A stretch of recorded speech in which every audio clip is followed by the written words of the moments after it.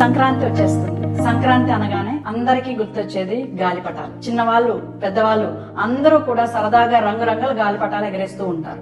కొన్ని జాగ్రత్తలు తీసుకోకపోతే ఈ గాలిపటాలు ఎగరేసే సమయంలో ప్రమాదాలు జరిగే అవకాశం ఉంటుంది. గాలిపటాలు ఎగరేసేటప్పుడు ఎప్పుడు ఒక ఖాళీ ప్రదేశంలోనే గాలిపటాలు ఎగరేయాలి. ఇంటి మేడ మీద కరెంటు తీగలన్నీ ఉన్న చోట గాలిపటాలు అసలు ఎగరేయకూడదు. చాలా మంది పిల్లలు పెద్దలు పర్యవేక్షణ లేకుండా గాలిపటాలు ఎగరేస్తూ మేడ మీద గాలిపటం పొరపాటున ఒక కరెంటు తీగ మీద పడిపోతే వాళ్ళు అది తెలియక ఆ గాలిపటాన్ని తీసేసుకోవాలన్న ఆతృత మీద ఆ గాలిపటాన్ని ఆ వైర్ నుంచి తప్పించడానికి ప్రయత్నం చేస్తూ ఉంటారు. ఇటువంటి సందర్భాల్లో చాలా సార్లు పిల్లలు కరెంట్ షాక్ తగిలి చనిపోతుంటారు.